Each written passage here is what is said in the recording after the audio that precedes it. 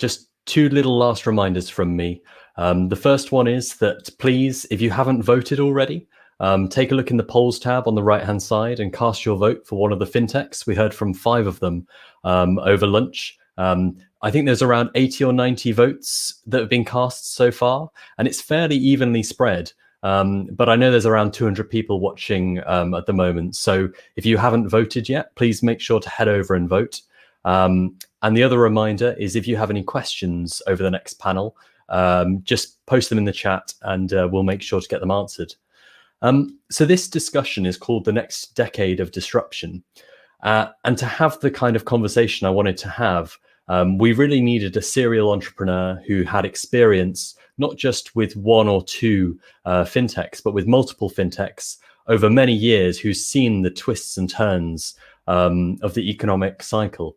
So for this panel, we've got Nick Ogden, who you may know as the co-founder of WorldPay, ClearBank, and most recently RTGS. Hi, Nick. How's it going? Hi, Oliver. Very well, thank you. Excellent.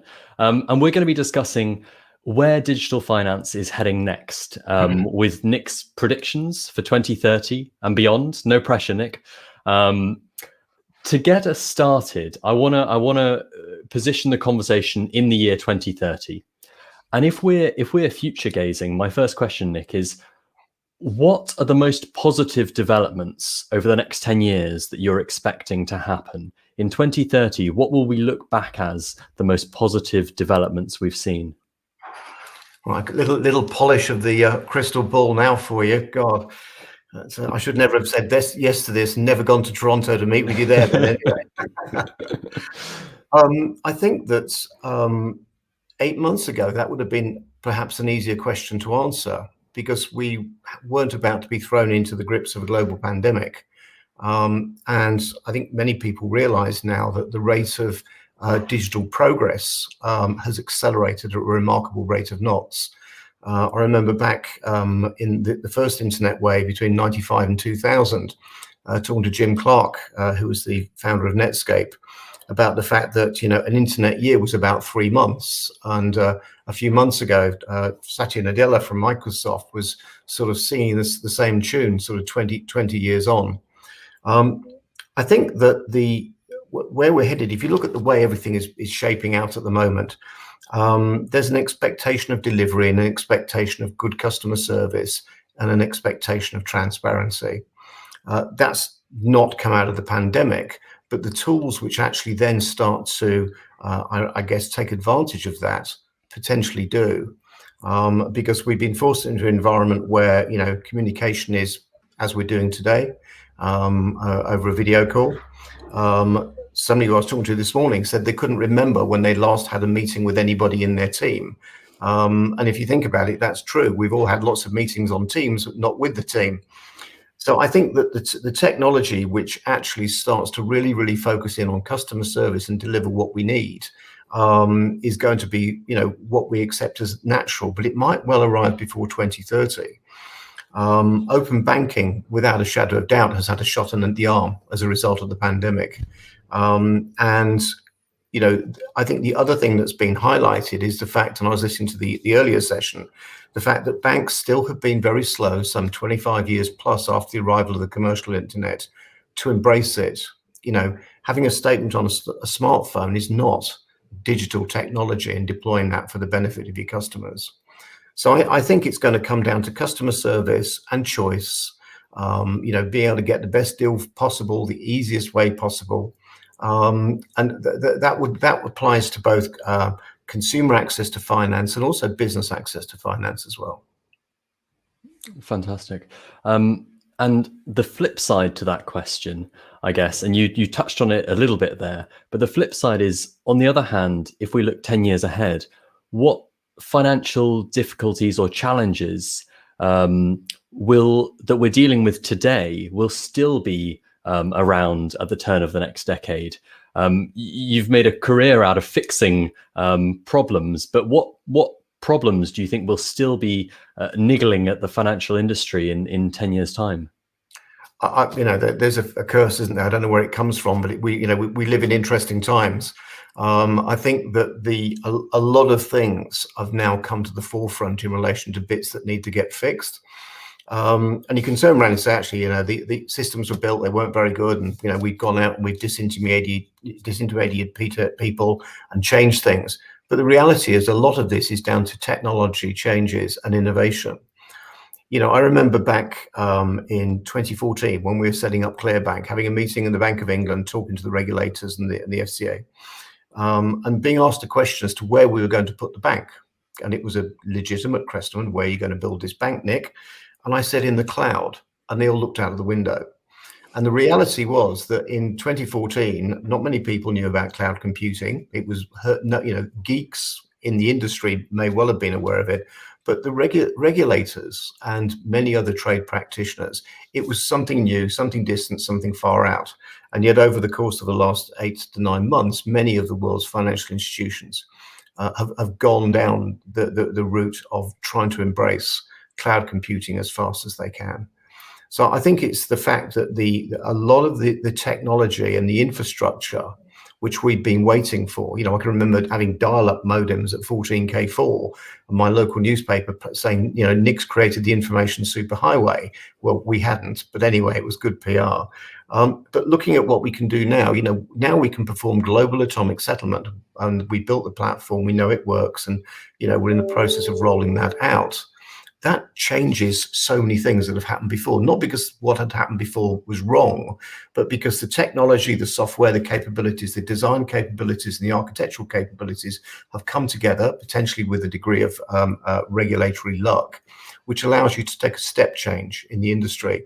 And I think the interesting thing will be what other step changes start to come out from people seeing the steps, I've made and others are making, to say, actually, that's really good. However, we could do that. Just to delve into that question a bit more, you mentioned ClearBank, and I guess some of the big players in this conversation of what happens in the next 10 years are those incumbent banks who have huge legacy software issues, but also huge legacy business model issues. We heard from Anne Boden this morning, who was talking a little bit about her new book, but also about the structural issues that that traditional incumbent banks have. The current account is a loss leader for them, whereas for Starling they've rejiggled the model. Do your conversations more recently with RTGS are with some of those incumbent banks? Do you think the incumbent banks are starting to come around to this way of change? Do you think they're accelerating their developments? Are the conversations getting easier today than they were, say, with ClearBank or in the past? I think there's a sea change going on in the industry. I mean, we're talking to over 50% of the world's GSIBs at the moment, and we are a 2-year-old startup company. I think that there is a wide recognition that change has to happen. The effects of the pandemic have had massive impacts on net interest margin banking, and so revenue streams that would have come from interest rates and all the rest of it have been hammered, maybe even more hammered if we get into negative interest rate territory in the UK in Q1 of 2021. That's not a prediction, it's just merely a guess and an observation. And I think that the efficiencies that the challenger banks built by starting off with brand new digital platforms, the incumbents didn't have. But I can tell you now that they're working like heck to catch up and get those platforms into place. And the advantage that they've got, and I've got great respect for Anne Boden and the team at Starling and elsewhere, is that they have a balance sheet advantage, which you can't remove. You can't move.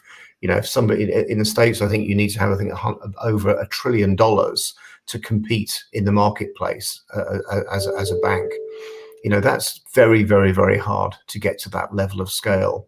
And in the UK, yes, we've got challenger banks growing and all the rest of it, but their balance sheet balances out their ability to lend and do net interest margin banking. So they have to develop alternative revenue streams. It's not they want to, they have to survive, because if they don't get an income, their shareholders will get to a point of saying, look, enough is enough. But I think that the interesting thing about that, going back to the point I made before about a statement on a smartphone isn't digital technology, is that if you then start to wrap all of that into really interesting types of systems and technology and value-added services for users, then people will see the benefit for that. Give you an example. Air Bank is a bank in the Czech Republic, and they added to their app a red button, and the red button was to allow their customers to waive their fees. In the Czech Republic, they have to pay for their banking services. And so the board of Air Bank decided they wanted to test customer service, understand how people were thinking about their bank. They got net promoter scores and all the rest of it. But having the ability to press a red button and lose all of your fees for the preceding month was an interesting experiment. You can imagine their risk committee was somewhat concerned about the approach that was being taken, but they went ahead with it, put the red button on, people pressed it. And the consequence of that was that they then spoke to a call center. And the call center said, oh, we see you're dissatisfied with our service and all the rest of it. And we've pressed the red button, and obviously we're going to waive your fees. And the account holder said, well, actually, no, I'm not dissatisfied with the service. I just wanted to see if the red button worked. And that's a true story. And it's, you've got to be brave nowadays to do things in a different way and to trust your customers.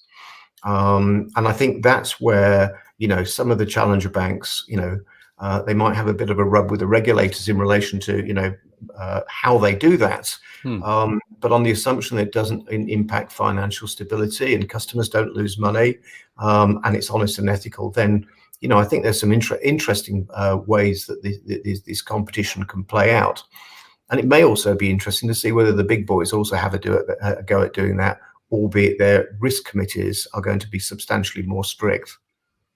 We do have some quickfire questions at the end, but just to sort of jump ahead slightly there, some of your comments just then sounded like you were bullish on challenger banks, if we call them that, whilst you also said you were concerned because they'd never quite reached the balance sheets of those big banks, so they'd need to adapt their business models. And obviously you were involved in Clearbank, which has clearly adapted its business model. So would you say you're bullish or bearish on challenger banks as a sort of a cohort? I think the advantage they've got, I'm bullish. I think the advantage they've got is that they've got the digital side sorted out and they haven't got the legacy. Or if they have got the legacy, they've really made a big error. But anyway, they should be, potentially all cloud compute, highly agile, able to develop and deliver new services and new products, and focused on customer service, and equally able to absorb the various developments which many other businesses are making in relation to open banking, and the philosophy that they would have in relation to those applications would, I suspect, be more open door than potentially some of the incumbents have been to date, albeit, as I'm certain those doors are now opening. Interesting. My next question, we're currently in a recession, if we call it that, a highly unusual recession.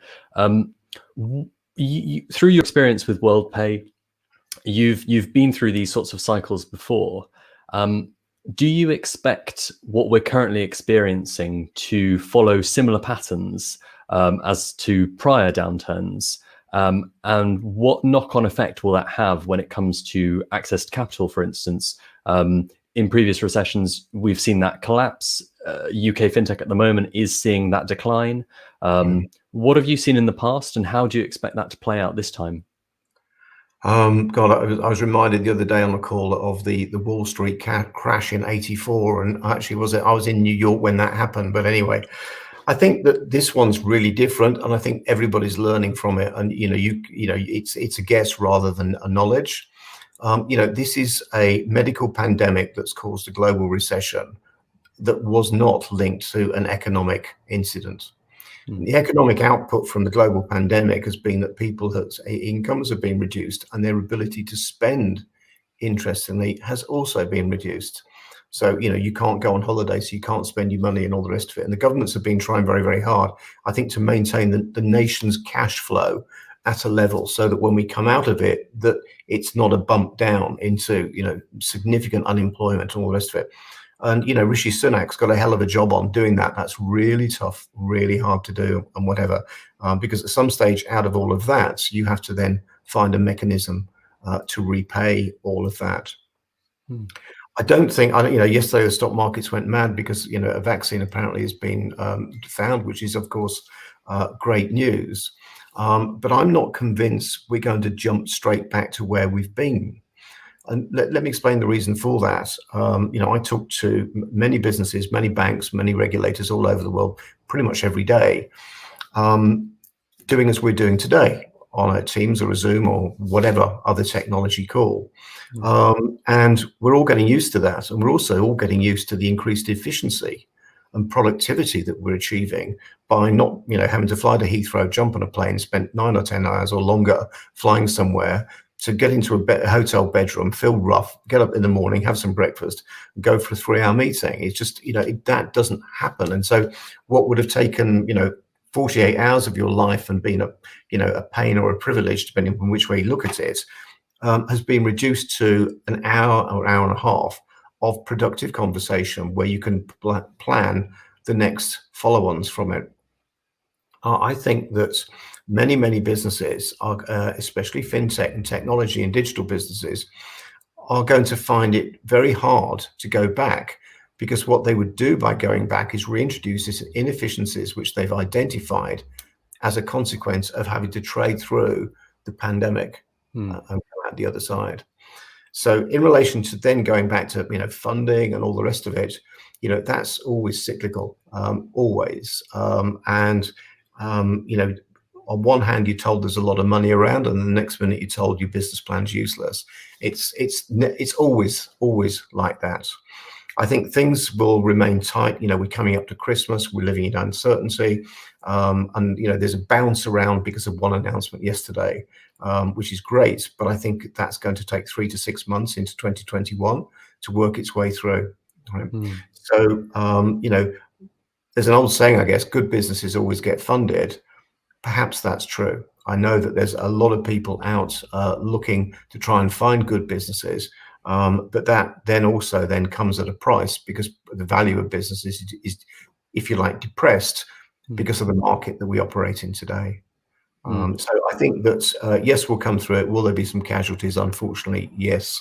I think, as you know, we did a lot of work early on in the crisis to try and free up direct routes of lending through the alternative finance market, which was very, very, very, very challenging. And it wasn't because people didn't want to do it. It was because they'd never done it before. So I think we're going to live with the same level of uncertainty and business challenge for the next 9 months, and then slowly, hopefully, creep out of that, but as a different organization. And I feel sorry for venture capitalists, because normally the first question you ask when you're fundraising or you go to see a funder is, and where is your office? And your office in your back bedroom now is probably the right answer. We're going to be talking a bit about VC funding on day 4 of the festival, so I'm definitely going to be asking those questions. A couple of our panelists and keynote speakers today worked in traditional financial services before the last recession, and that was a trigger point for them to branch out, to move out of their traditional world and create a startup. Revolut, all of these companies have come out of that sort of cycle. You're involved in a couple of startups. I think you joined the board of ShieldPay earlier this year. I can't remember if it was before COVID or after, but you obviously hear about a lot of fintechs coming up, and whether they're looking for angel investment or just mentorship and guidance. Are you seeing an increase in that level this year? Is that same trigger of a recession pushing more people to reconsider their careers? I think a lot of people are thinking about their lives, and their lives involving their families and then their career. And I think that sometimes, and again, this is just observation, it's not based upon anything other than what I've seen, is that all of a sudden we've been forced to go back to our families. Now, that might seem a strange thing to say, But if you're a career entrepreneur, or do what I do. I mean, I used to fly sort of heading towards 1 million miles a year. You are away from home, you're away from your family a ton of time, and when you go back, you have real quality time. Suddenly having 9 months of enforced real quality time is an interesting experience, because you're not used to it. And whilst I may not be, and my family certainly wasn't, and I think that everybody started to reconsider what they want out of life. Do I really want to spend 4 hours a day commuting into London on a train? When I don't need to. And why do I not need to? Because I've proven over the last 6 to 9 months that I can work quite efficiently from home. My boss is happy with me. So why do I need to go back to that turmoil when actually I've now sorted my work-life balance out to fit in with me? So I think that, yeah, a lot of people are reevaluating their positions. I think the other thing that's really interesting is the number of people who've set up individual consultancies and say, look, just come to me. I can help you quickly with something. It'll cost you $1,000 if you were to do this particular piece of work or whatever. And away you go.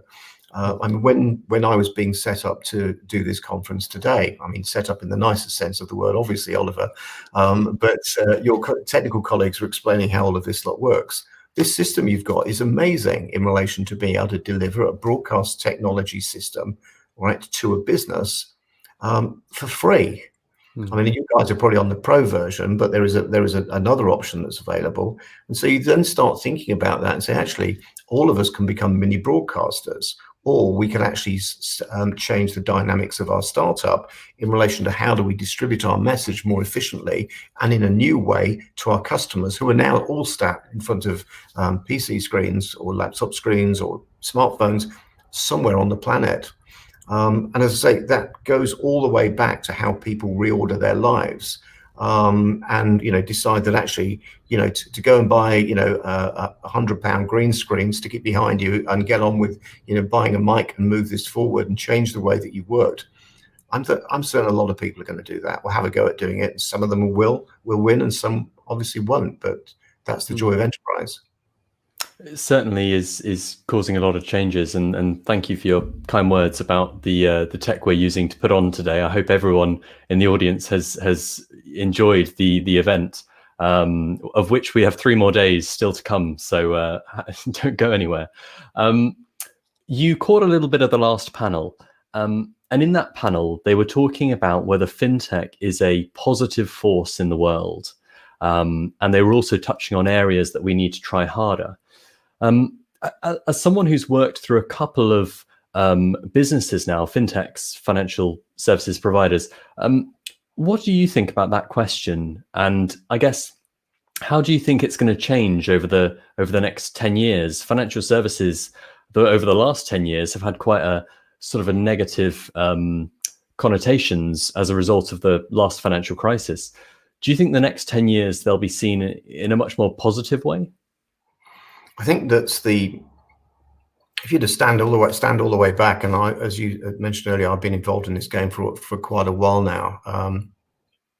If you look at the way that certain vertical industries have adopted to internet technology, some of them are miles ahead of financial services, literally miles. Simple things like Just Eat, Uber, booking a flight. All of those things that we just take as normal are pretty much available as instant experiences. And yet, for whatever strange reason, financial services still is the laggard.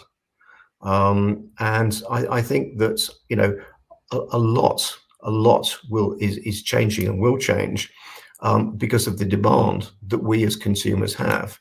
Why is it right that I can fly from Heathrow to Sydney, Australia with $20 and give it to somebody faster than I can send it to them using the bank transfer system? There's a thing called financial friction, which I've got a bit of a buzz about, but it's the amount of money that we waste and spend globally in relation to trying to achieve financial efficiency. So as soon as you say financial efficiency, everybody gets excited and say, oh, that's great, we're doing this, it speeds stuff up. When you peel the onion back, quite often you're not. You are still stuck with financial friction. And we did some work last year with the World Bank and the IMF and came up with a number. We thought the financial friction costs were about $2.6 trillion a year. Hmm. And a guy at the IMF said, Nick, I think your number's wrong. And I said to him, look, it's very, very hard doing trillions on a smartphone calculator. And he said, no, don't worry. It's a bigger number than that. They came up with a number just under 15 trillion. Now, if you think that we're wasting or spending, however way that's carved up, that amount of money each year in trying to be financially efficient, there are some massive areas for change and improvement, which, especially when you're trying to come out of a pandemic, have significant impacts on both consumer and business cash flow. So I think that a lot of changes are going to occur in relation to people now latching on to the fact that technologies exist that allow you, and in our case, in RTGS Global, to do this great stuff called atomic settlement, which goes right across every payment channel that exists on the planet today, and start to address, and we'll do our little part, we can't do it all, the whole process of financial friction, which takes me all the way back, I guess, to the prediction question that you started with of where we're going to get to, and it's efficiency and customer service. And I think that the drivers and the capabilities now to achieve that exist. You just need the entrepreneurs and the organizations to go out and start to deliver that. Fantastic. I've got a few quick fire. I did warn you earlier. I've got some quick fire questions for the year 2030. And then after that, I'm going to go to the audience questions because we've got quite a few that have come in and I want to try and get through them. So first of all, your predictions for the year 2030. First question, and please try and keep your answer as concise as possible. First question, which will be the biggest bank in the world? HSBC, Monzo, or Amazon? It will still be HSBC, although they're not the biggest in the world, as you know, because others are larger than them. Because of the balance sheet advantage that they've got, 2030 is not sufficient period for that benefit to erode out. Good answer. Good answer. Next question. What technology will AltFi's 2030 Festival of Finance be focused on? Just to give you a flavor, today we've touched on open banking, we've touched on financial inclusion, we've touched on diversity. But what new technology will we be talking about in 2030? I think that there will be a lot of conversation about AI, robotic learning, and trending. And when I say about trending, what that is looking ahead based upon the fact your data becomes more available to your financial services providers, so they can be more predictive in relation to delivery of solutions to you rather than reactive to your question, which is the way we work today. I need a loan. Can you do it? No, we haven't got data on you. Send us your bank statements. I think that will change. Is Bitcoin still a thing? I think that cryptocurrencies are very, very interesting. I think that there's a lot of talk about today about central bank digital currencies, which of course are not anonymous. Some cryptocurrencies are anonymous. The world that I live in, I like to know, and I'm certain many people listening to this like to know, that the money that they are relying upon is safe and accurate and reconciled back with their central bank. Unfortunately, anonymous cryptocurrencies don't fall into that bucket. And I think the emergence of global atomic fiat systems that run 24/7 by 365 mean that the technology, which is why potentially some of that stuff was developed, has been superseded. Fantastic. Nick, I'm going to turn to the audience questions now, but we will be inviting you back in 2030 to make sure your predictions were accurate. Oh my God. I'll bring a digital silver, crystal ball to that one. So first up, let's have a look. We have got a question from Andrew Holgate, who has asked, there have been a number of scandals and failures in the UK over the last few years. Is there a lack of financial understanding within fintech? And how do we best avoid the next scandal? Andrew didn't mention it, but Wirecard was probably the best example of that most recently. Yeah. I think there's a real challenge, and that is how do you police regulated businesses? I have huge respect for our regulators, the PRA and FCA. They do a great job as innovators, because that's one of the jobs they have to do. and they have an equally challenging job as regulators in relation to that. And I think when you apply to become a regulated business, you go through substantial due diligence. And I think that during that part of the process, it's relatively good. Then the challenges thereafter is, do you want a regulator sitting in your business all the time, analysing what you're doing with client funds? And most of the issues arise out of abuse of client funds by the company running out of working capital and dipping into the wrong piggy bank. I think that new systems will emerge whereby the regulators will have visibility on client operating accounts. I think greater pressure will be put on the auditors of regulated firms to actually check the bank accounts exist, which is, I think a thing that everybody involved in Wirecard found quite surprising. But the other thing is, unfortunately, I don't actually think that we can have an industry that's completely without issue, because we would be the only industry vertical in the world with that capability. So it's probably untenable. It's an ambition for everybody in the industry, but I think the reality is things will go wrong, and unfortunately sometimes people cut corners as a consequence of that. Eugene Mazalova in the audience has asked, what do fintechs / alternative lenders need to do differently, in your view, to really move the needle around the enormous SME funding gap, and to scale up their SME client originations? Obviously, Clearbank is involved in this space. What do fintechs and lenders need to do to support SMEs better? Well, I think it's very, very interesting. Days before the announcement that we were going into a global pandemic, the Bank of England produced a report saying that the bulk of SME funding that was now provided by the alternatives lenders, which was why I jumped on the soapbox when the alternative lenders were effectively excluded from the initial phases of Sybil's and Bibbles activity within the UK. I think it's quite difficult because and will be difficult for the next probably 12 months or so, because there's been such a large amount of money lent, which is effectively government backed.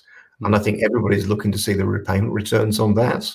And depending upon who you talk to, there's confidence and concern in equal bucket loads over the repayment of that. If it's repaid at reasonable levels, then I think confidence in relation to providing wholesale funding to the alternative lending market will remain and potentially grow. I think if there's an issue, I think that will challenge it for a period of time. But again, it goes back to, you've got to think outside the box, because if you're just waiting for somebody to say to you, I need a loan, quite often that's too late. I mean, I'm chairman of Funding Options in the UK.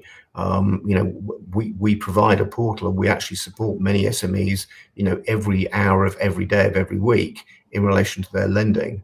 And quite often they come to us too late. Last question from the audience. This is a good one.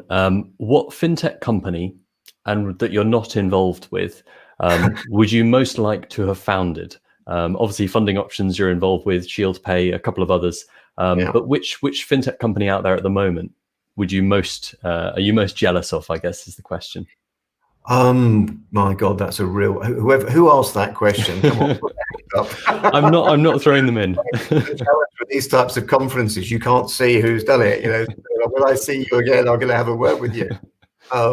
That is really, really difficult. I think it comes down into probably the identity space, and the whole automation of KYC, AML, and all of that stuff, which is a massive, massive pain in the what's-it for everybody involved in our industry, which needs to get sorted out. And some of you may know, back in 1997, we built a platform called VoicePay, which was voice biometrics for authentication. And then there was a thing called the global financial crisis, which meant that banks couldn't afford to buy that technology. And within what we're doing at the moment, we do a ton of cognitive, but not to the level that I think is probably required. And it's a big task. So I think I wouldn't mind getting involved in one of those, but I honestly just do not have the time to do anything else. Well, it sounds like you've got enough on your plate for the time being. Although no international travel, which it sounds like is a big benefit for the time being anyway.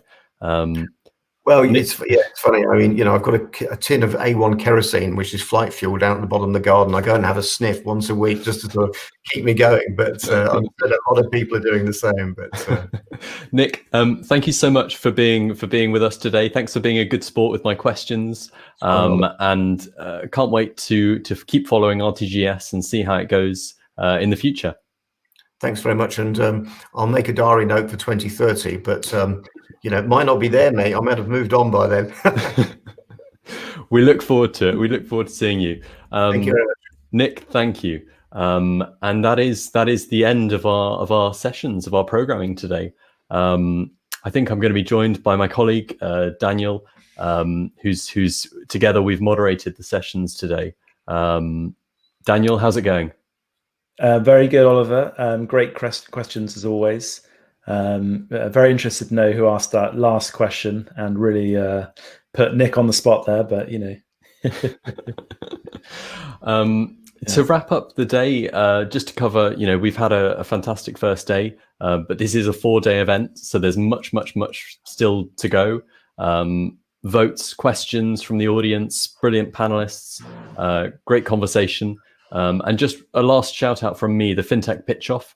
The votes open until tomorrow lunchtime. So please pop your vote in there. We're going to be announcing the winner tomorrow. And we'll be kicking off at 10 a.m. tomorrow. So we'll see you then.